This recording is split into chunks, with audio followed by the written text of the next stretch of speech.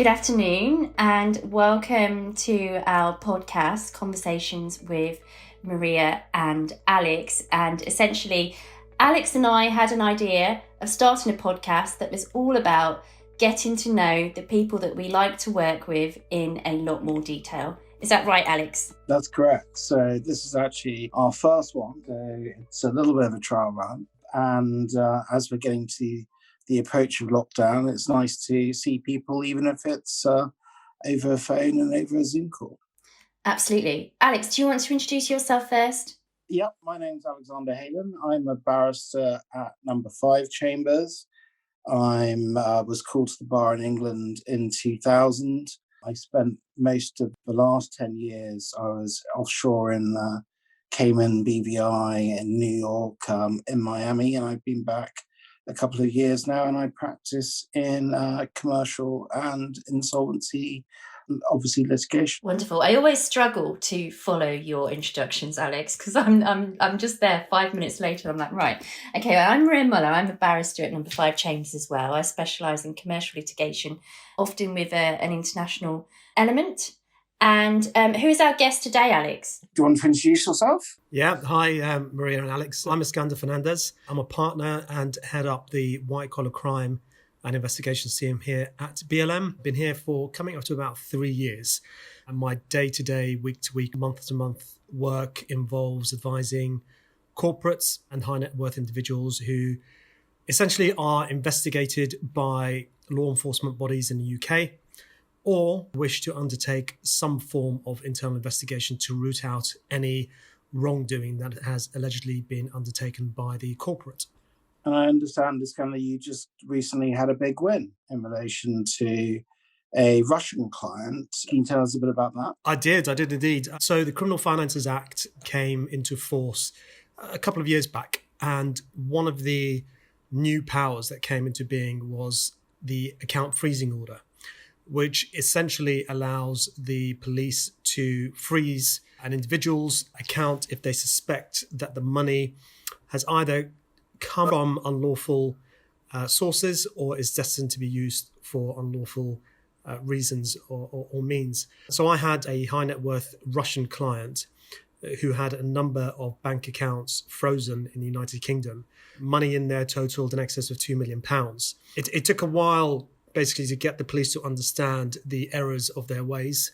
And in fact, it was only as a result of my threatening them with costs on a successful application, which we were very confident of, that the police finally realised that they'd come a cropper. And in fact, had based the reasons for getting the order on stereotypes. Basically, he's a Russian, he's pumping money into the United Kingdom, and that was it. So it was a big win. The client was very happy. It took about 18 months or so to get to the position that we found ourselves in at the very end, but it was definitely worthwhile. And it's likely that the country is going to see more of these orders as the months and years progress. Yeah, I remember when we first really met you properly, which was 18 months ago, when Maria and I were in St. Petersburg for English Law Week. And if I remember correctly, you had a conference with the client while we were there. Absolutely, yeah. I mean, it was a great opportunity, first of all, to get to Russia, because I'd never been to Russia before. And as we all know now, St. Petersburg is such a beautiful city. And yeah, it makes kind of the attendance at the conference with meeting the client and taking his instructions, securing some documents, which we eventually used in detailed written representations to the police. And so how was lockdown for you and your practice and BLM? How did you all cope? My work has always been office focused. Rarely have I ever worked at home. I've just never got round to getting my head in that space to be able to work from home. So I was very much used to coming into the office every single day of the week, starting off from 9 o'clock until whenever I needed to finish. So I think the biggest change for me was to adapt to working from home and retraining my mindset to be able to do that. Because when you're in a particular environment, particularly the office, you tend to be more focused because everybody is moving in the same direction. You hear the buzz of the office chatter, and that all goes towards a fairly productive day. Now, I'm not suggesting that the days at home were unproductive, but it took a few weeks, I'd say, before I was finally comfortable being able to work from home. Obviously, once I had my setup at home and stopped using the ironing board for my laptop stand and my bed as a place to do work, that helped tremendously. So in that sense, I think once I got over that particular hurdle, the rest of it was relatively easy. I think a lot of people at the time were quite concerned about where the next case was going to come from, where the next instruction was going to arrive at. But when you actually sat back, as I did, and said to myself, everyone is in exactly the same position that I'm in. I've got no control over this. Clearly, no one has been prepared to experience anything like what we saw in the last 12 months. So you're just going to have to take each day as it comes. And I think that helps with the mindset because you stop beating yourself about the fact that 1, 2, 3 days may be quiet before a piece of work comes in or before you're instructed to do something. BLM as a whole adapted very well, I think. We had our systems in place, and it was very much part of the firm's culture to work remotely whenever the need arose. So in that respect, people were quickly on that and were able to log on immediately, bar kids being on PlayStations or Netflix and whatever and affecting the bandwidth. But apart from that, it was a relatively seamless process. Because obviously you've got young children, and obviously this is a story that I've heard obviously from many friends, people in chambers, instructing solicitors.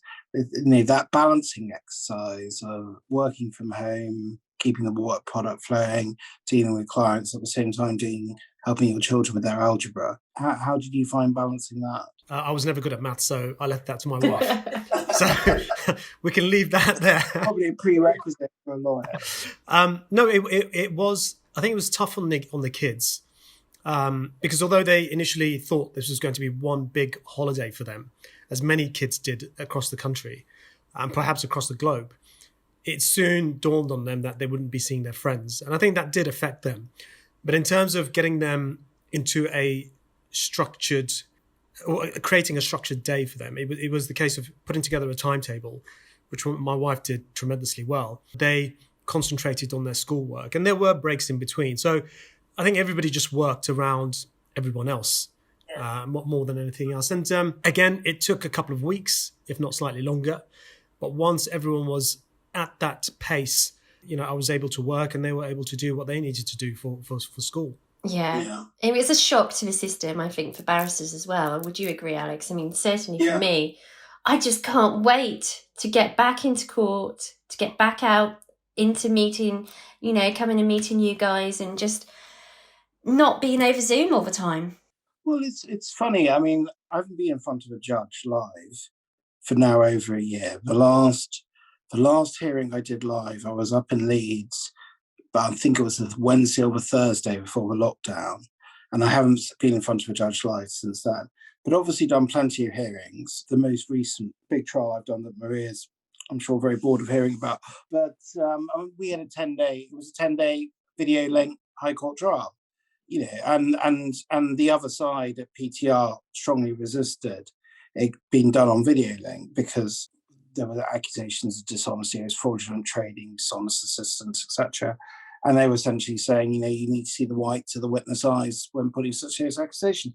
And that wasn't the case at all. I mean, the trial actually we won in terms of our application, but it should be remote. And in fact, we went from lockdown tier 2 to tier 4 within a week of that PTR, and it was fine. So I'm looking forward to having trials in person. Yeah. But as the Chancellor said on a webinar a couple of weeks ago, a new Chancellor, video link hearings are here to stay, certainly in the business and property courts, and I don't have a problem with that.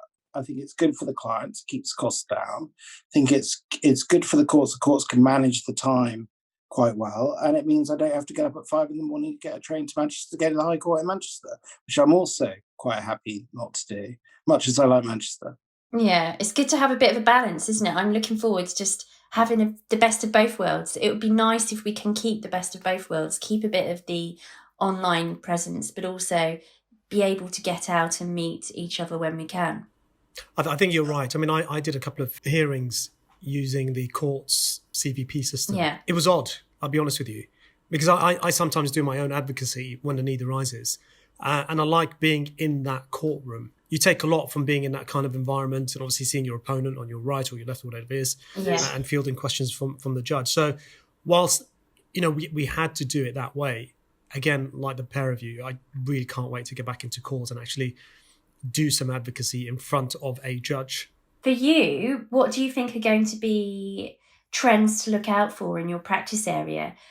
Have you heard much about all of this COVID fraud, and is that something that BLM are going to be getting into? Oh, definitely. I think the 2021 going into 2022 is likely to see a number of furlough fraud related investigations and prosecutions. We've obviously also already heard that HMRC are undertaking work into the claims that have arisen to see whether or not they're legitimate. The Chancellor announced in the budget recently that an additional £100 million, I think, was going to be made available to HMRC to dedicate particular staff to look at this issue. Now, obviously, there are a number of questions that arise regarding that statement that he's made, which probably not for today because it'll take some time. But it just shows that this is an issue. These payments were made quite quickly. They were made with very little background checks and due diligence because people needed the financial reassurance quite quickly. Yeah. And advantage was taken of that. And unfortunately, whenever there is a pandemic or whenever there is a crisis, a global crisis, fraudsters are there and fraudsters will take the benefit of that. And what we are likely to see is not only the investigative side of HMRC increasing over the next few months and years, but the prosecutions will also rise. But with that as well, I think what I'm likely to see and what I've slowly started to hear about are a number of large corporates or SMEs undertaking or wanting to undertake internal investigations to find out whether or not there is any merit in a whistleblowing complaint that is made to HMRC. So there will be that internal investigations piece also plugged into it, with the resultant work suggesting or dictating whether or not a report needs to be made to the authorities. And then separately, when HMRC comes knocking on the door and asking questions about any claims or applications that have been made, the corporate may well find itself at the end of an interview under caution or at worst at court.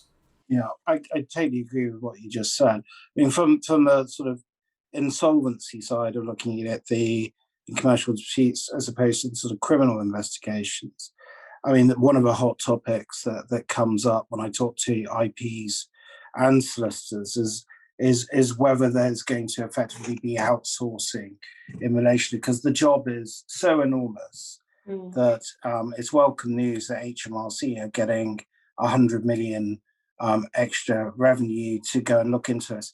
But the problem is so vast. They're talking, numbers vary, but I've read 25 billion, 20 billion, enormous amounts of fraud potentially out there, whether it's something that the private sector can do much more hand in hand with the public sector to add their resources when properly incentivized to do so. Mm-hmm. I think you're right. And the question then arises as to whether this £100 million has been dedicated is going to be enough. Because I don't think anybody really knows how long these investigations are going to take. And given the volume that is being bounced about, this could go on for many, many years. And that £100 million is going to be like a drop in the ocean. If you compare it with the Serious Fraud Office, which gets funding of approximately £50 million a year, you just have to think about how this £100 million, how far this is going to take HMRC. And there's also talk about additional bodies being brought in to a dedicated task force, again, within HMRC. But the question is whether these are new recruits or whether these are existing recruits from the existing pool of resources that HMRC have that will be moved away from other investigations or other pieces of work that HMRC is undertaking. So it's, as I said, there's a number of questions that will arise. And I guess we will only really know how effective this is going to be once cases start emerging. Yes, I mean, I strongly suspect it's not going to be enough. There's an argument that a lot of this investigation work, bad debt, essentially could be securitized by the government, sold in blocks as a securitized debt. Someone in the private sector pays 60 cents on a dollar, 50 cents on a dollar, whatever the fair market price is, and then the government get their money up front, Wow. and they get on with it. It's a very interesting area, and it ties in very nicely into what you do in terms of, obviously, you have the expertise in the financial crime. I'm very much, the flip side of a coin, which is what Maria and I do, which is obviously the more commercial side of it, where it's a question of, if you've got creditors who've been ripped off, which in this case will be HMRC, but there'll be others as well, Yeah. trying to recover the money for people who don't know. And at the end of the day, we're all taxpayers, so Yeah. essentially we're all creditors in relation to this. Absolutely. Get the money in. Absolutely. So in terms of going forward over the next sort of 12, 24 months, in terms of Crown Court trials, do you think they're going to get back on track in relation to, I mean, they're obviously very far behind now with COVID. There's probably almost certainly be an argument that there's been a lack of investment in the Crown Courts over the last few years. Do you think this will be the spur that might get things moving again? In terms of investment, I really, being a cynic, I don't think it will spur anything, unfortunately, because the Crown Courts or the criminal justice system has been underfunded for many, many years, if not decades. And despite the pleas of solicitors, counsel, representative bodies, not much has been done. Now, the CVP approach, whereby you can link into a court remotely, has worked to some degree, but there are suggestions now that some courts, if not some judges, will be requesting live attendances rather than everything being done remotely, and that may well be pulled out of the system over the next couple of months. In terms of the number of cases in the backlog, I mean, there are huge backlogs. How quickly those are going to be moved forward, you can only hazard a guess. There are only a set number of courts in the country. Many courts, Crown Courts and Magistrates' Courts, have been shut down, which places pressure on other magistrates and Crown Courts. So it just has become almost a perfect storm for the criminal justice system, trying to work through the chronic underfunding, the pandemic, and the consequences of the pandemic on the numerous cases. And you have individuals who unfortunately are left in limbo for many months, if not years, waiting for their day in court, whether they be suspects, defendants, or witnesses. Yeah. Well, I mean, the civil courts, because obviously you don't have juries, so you don't have that problem. After a shaky start, I think have done quite well. And I think now that they're geared up, I mean, like I said, in terms of the business and property courts, I think it is now part of the infrastructure and probably is a welcome part to it. But that constant sort of update of technology is expensive. Yeah. Without investment in it. And your Russian case is actually a wonderful example. The nature of what I do and what Maria does. Maria's recently been out in Dubai, and I know you travel around the world. I do work. I did a Russian case a few months ago. I do other work from the offshore centres. We are an export industry for this country who bring in revenue. It's one of the legal services is one of those things that the United Kingdom can genuinely say it is a global leader in. People come here, the High Court, the commercial courts, etc., are a jurisdiction of choice for many people to resolve their disputes. But that also means we need investment in it as well. Yeah. I know we're running short of time. We are running short on time. Maria, in terms of takeaways from today, what is it you'd like to end up with? Well, I think I want to have things return not absolutely back to normal as they were before. I would like to have a nice balance of, certainly in my practice, going to court, but also being able to join remotely, because sometimes it is so much easier to do that. So that's what I'm hoping for. I'm hoping for the opportunity to get out and see you both for a drink at the Ned, ideally, if we can make that happen. I'm looking forward to that. What about you, Alex? I'm pretty optimistic about what's going to happen over the next 12 months. It would be nice to have a little more certainty about lockdown and when it's going to end and when we can travel. personal as well as business reasons. But at least we seem to be going in the right direction. So, and work-wise, I mean, I've been incredibly busy for the last year, as I know you have, and I can't see that changing anytime soon. It's really going to get busier. Yeah, absolutely. All right. Well, thank you for joining us today. I think this has been a nice chat. Yeah, no, thank you for having me as your first speaker. First speaker. Or first guest, even. Hopefully not the last, yeah. But no, we'll definitely do this again, and we'll catch up with you to see how the year is developing throughout, and see, you know, if these trends that we've discussed today, if they are really coming into fruition or not. Sure, absolutely. I'd be delighted to come back. Wonderful. All right, take care. Thank you. Thank you. Wonderful. See ya.